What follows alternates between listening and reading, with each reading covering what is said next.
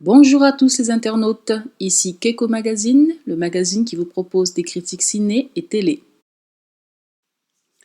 Bloodline, saison 1 sur Netflix, une série que personnellement j'ai adorée.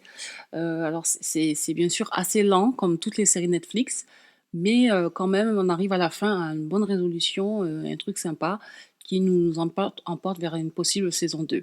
Alors moi je pense pas qu'il devrait y avoir une saison 2. Je pense que ça suffit, on a assez vu tout le monde, on connaît bien, on a eu le temps de voir l'évolution de tous les personnages et que le nouveau personnage qui arrive à la fin, à la limite, ça nous intéresse pas plus que ça, quoi. Le guilt trip, donc l'espèce de culpabilité, saison 2 culpabilité, ça ne m'intéresse pas plus que ça, mais bon, je regarderai si ça arrive, hein, mais je trouve que c'est une bonne manière de finir une série pour une fois, hein. On a une résolution assez bien et puis on a un nouveau personnage. Bon, ben, on s'arrête là, c'est parfait. Alors la série, c'est une série qui a été créée par, je sais pas si ce sont les frères ou les époux Kessler. En tout cas, ce sont ceux qui ont créé la série, Damages, qui passait sur la 6 il y a quelques mois, à minuit, un truc comme ça. Enfin bon, enfin, c'est une série avec Glenn Close et Rose Byrne, pardon, pas Rose Byrne, Rose Byrne. Et donc une série qui a été géniale, que moi j'ai adorée à l'époque où elle était neuve. Et donc voilà, donc des créateurs qui savent ce qu'ils font en général en termes de séries, qui arrivent à faire du suspense assez prenant, et dans ce cas-là, dans le cas de Bloodline, des flashbacks assez prenants. Alors Bloodline, c'est quoi? C'est l'histoire d'une famille avec 4 enfants. Donc on apprend plus tard qu'il y a 5 enfants, qu'il y en a une qui est décédée, qui possède un hôtel dans l'une des îles autour de Miami, qui a un des frères. Donc il y a 3 frères, 2 sœurs, et donc une des sœurs est décédée, et il y a un des frères qui s'appelle Danny, le plus âgé, qui a le goût de l'aventure et le goût des ennuis, quoi, en fait, qui emmène toujours des ennuis autour de lui. Et donc les frères et sœurs prennent une décision qui est assez controverse et qui ne peut pas se justifier. Et donc, mais c'est quand même une série très très bien faite, et on comprend un petit peu pourquoi ils ont pris la décision qu'ils ont prise. Alors je vous spoil pas, hein, mais c'est vraiment, vraiment une bonne série.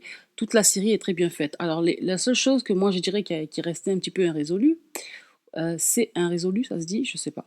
Enfin, qui n'a pas été résolue, c'est la tension qu'il y avait entre Danny et la femme de John. Moi, je pensais, à un moment donné de la série, je pensais que l'une de mes théories, à l'épisode 6, on va dire, 4 ou 5, enfin 4, 5, 6, c'était que Danny donc avait couché avec la femme de John au départ de leur relation, et qu'il était le père de la fille de Danny, de John, pardon, de la fille de John. Et donc c'est ce que je me disais. Mais finalement, non, pas du tout, ça n'a rien à voir avec ça. Ça n'a rien à voir avec ça. C'était tout simplement de la tension, c'est tout. Donc ça, j'ai trouvé que c'était pas très bien joué, ou c'était un petit peu trop joué. Je pensais qu'il y avait un truc un peu plus grave que juste de la tension, mais non, c'était juste de la tension.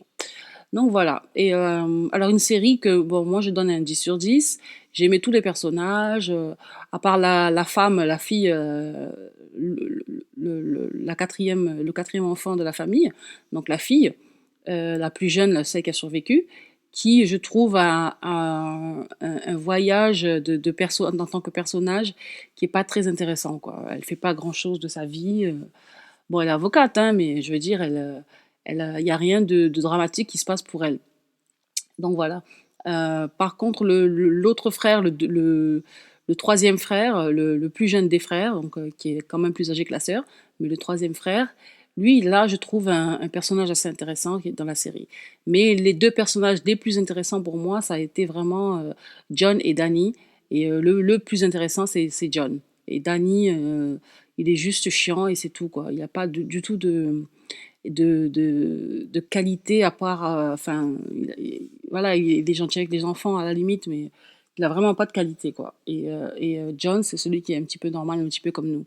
Donc voilà, donc une très bonne série, je mets un 10 sur 10, et on se retrouve pour plus d'aventures sur Netflix. Merci bien, au revoir.